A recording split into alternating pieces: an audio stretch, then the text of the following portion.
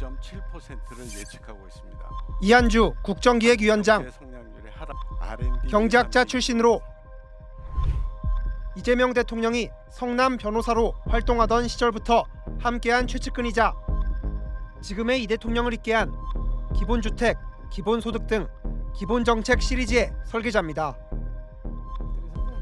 이번 대선에선 이재명 캠프의 정책총괄 본부장직을 맡았습니다. 국정기획위원장은 이재명 정부가 나아갈 국정 방향을 설정하고 대선 공약을 정부 정책으로 가다듬는 동시에 대통령직 인수위원장 역할까지 수행하는 막강한 자리입니다.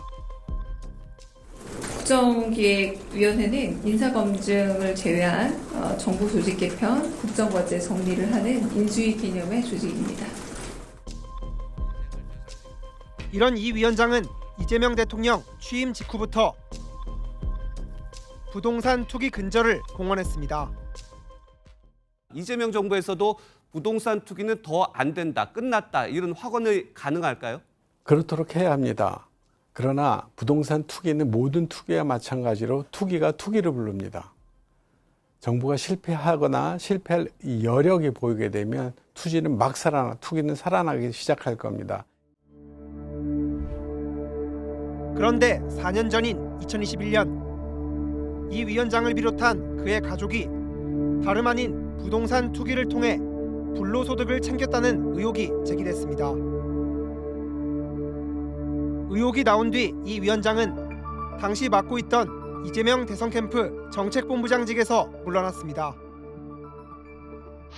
그러나 이 위원장은 당시 SNS에 올린 입장문을 통해 물의를 일으켜 송구하다면서도 투기와는 전혀 관계가 없는 일로 제기된 투기 의혹이 자신을 의도적으로 해하려는 모해라고 주장했습니다. 뉴스타파는 이 위원장과 그의 가족에게 제기됐던 부동산 투기 의혹을 꼼꼼히 살펴봤습니다. 그 결과 이 위원장 가족이 지난 30년 동안 아파트, 재개발 지역 투기와 상가 투자 등을 통해 막대한 시세 차익과 임대 수익을 챙긴 사실이 확인됐습니다.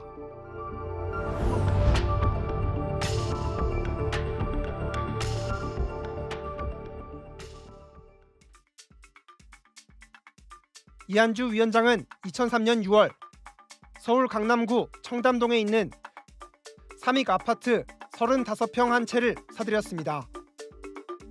실거주 목적의 매입이 아니었습니다. 이 위원장은 2002년부터 경기도 성남시 분당구 임해동에 실거주하던 자가 아파트가 있었고 현재도 이곳에 거주 중입니다. 지금까지 이 위원장 가족이 청담동 삼익 아파트에 거주한 적은 전혀 없는 것으로 확인됩니다.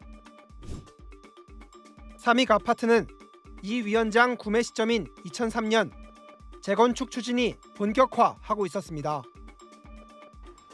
실제로 이 위원장이 아파트를 매입한 직후인 2003년 9월 재건축 조합이 설립됐습니다. 이제 올해 말이면 새 아파트인 청담 르엘이 완공됩니다. 뉴스타파 취재 결과 이 위원장은 현재도 재건축 조합원이거나 재건축 공사가 시작된 이후 입주권을 팔았거나 둘 중 하나인 것으로 확인됩니다. 어느 경우든 막대한 시세 차익이 예상됩니다. 2003년 이 위원장의 삼익 아파트 매입가는 6에서 7억 원대로 추정됩니다. 올해 3월 청담 르엘 35평의 분양권은 무려 52억 원에 거래됐습니다. 이 위원장은 2005년 서울 영등포에 35년 된 주상복합 건물 대지도 사들였습니다. 재개발 이야기가 계속 나오던 땅이었습니다. 실제로 이 위원장의 매입 직후 이 땅은 영등포 1-11 재개발구역에 포함됐습니다. 지하 9층, 지상 39층 규모의 주상복합 아파트 단지가 들어설 예정입니다. 35평 기준으로 20억 원이 넘는 고급 아파트입니다. 2005년에 동아아파트 상가 작은 걸 하나 샀다고 하면 그러면 몇 배 정도까지도 뛸 수 있을까요? 동남 상가 같은 경우는 2005년에 샀으면 뭐 8천 뭐 이럴 때 같은데 7, 8배 뛰었다. 지금 7억 5천에 4.46평짜리가 나가기도 했고 집도 올라와 있는 것도 있고 4평짜리가 여기 들어오는 이제 아파트 같은 경우는 저희가 예측하기로만 거의 이제 35평형 기준으로 최소 21억에서 22억 사이로 예측을 하고 있어요. 이 위원장의 배우자 박모 씨는 2009년 영등포 재개발구역 내 건물 대지 상가 지분을 사들였습니다.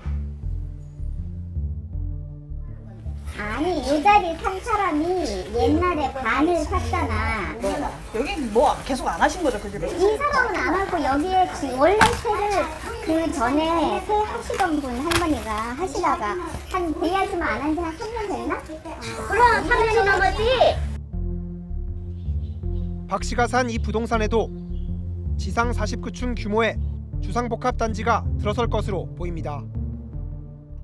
작년 7월 4일 날 고지가 돼가지고 총회를 열어서 결의를 했고 결의를 한 것을 구청에 제출해가지고 지금 구청에서 심사해가지고 6월 중에 나올 예정이에요. 고지가 됐다는 건 허가가 됐다는 소리 아니야. 49층으로 다 허가가 다 됐는데요. 뭐. 정리하면 이한주 위원장과 그의 배우자는 서울 강남 재건축 아파트와 영등포 재개발 부지 등 막대한 시세 차익이 예상되는 부동산 매입에 지속적으로 매달려왔습니다. 부동산 투기 의혹을 피할 수 없습니다. 그런데 뉴스타파 취재 결과 배우자 박 씨의 부동산 투기 의혹은 무려 30년 전부터 포착됩니다. 1997년 이 위원장의 배우자 박 씨는 수원시 영통구의 21평 신축 주공 아파트 세 채를 혼자 분양받았습니다. 그리고 2년 뒤인 1999년 담보대출을 받아 아파트 세 채를 모두 사들였습니다. 곧바로 아파트를 모두 임대했고 자신과 가족은 거주하지 않았습니다. 이 위원장 가족은 성남시 분당구 구미동에 실거주하던 자가 아파트가 있었습니다. 살지도 않을 집을 여러 채 구매한 뒤 시세 차익이 발생할 때까지 임대를 주는 것, 전형적인 아파트 투기입니다. 실제로 당시 수원은 집값이 싸서 시세 차익을 노린 투기꾼들이 몰렸던 지역 중 하나였습니다. 배우자 박 씨는 갖고 있던 아파트 세 채를 2013년과 2019년 모두 팔았습니다. 매도 가격은 각각 1억 6,250만 원, 1억 9,100만 원, 1억 9,500만 원이었습니다. 최초 매입가는 5천만 원에서 6천만 원대로 추산됩니다. 2009년에도 배우자 박 씨는 당시 미분양으로 할인 분양 중이던 용인시 수지구의 신축 아파트를 분양받았습니다. 역시 쭉 세를 주다가 2018년 4억 900만 원에 매각했습니다. 이 아파트의 경우 매입 가격이 확인되지 않아 시세 차익이 얼마인지는 알 수 없었습니다. 다만 이 위원장 가족은 이 아파트에도 거주하지 않은 것으로 보입니다. 투기 목적이 있었다고 볼 여지가 상당합니다. 이 위원장과 그의 배우자는 투기성 부동산 투자를 통한 시세 차익뿐 아니라 문어발식 상가 구매를 통해 부동산 임대료도 꾸준히 챙기고 있습니다. 이 위원장은 경원대학교 교수 때인 2001년 경기도 성남시에 있는 40평짜리 상가 2개를 사들였습니다. 지하철 분당선 야탐역에서 1분 거리에 있는 초역세권 상가인데 지금까지 20년 넘게 임대를 주고 있습니다. 지금 40평 더 하는 게 한 250에서 300 정도 하는 것 같아요. 3천에 아마 3,250 정도가 적당할 것 같아요. 배우자 박 씨는 2018년 10월 경기도 화성 동탄에 들어선 신축 주상복합 아파트 내의 상가도 6억 원에 샀고 지금까지 꾸준히 월세를 받고 있습니다. 상가 매입 당시 이 위원장은 이재명 대통령이 경기도지사였던 시절 경기도 산하 공공기관인 경기연구원의 원장이었습니다.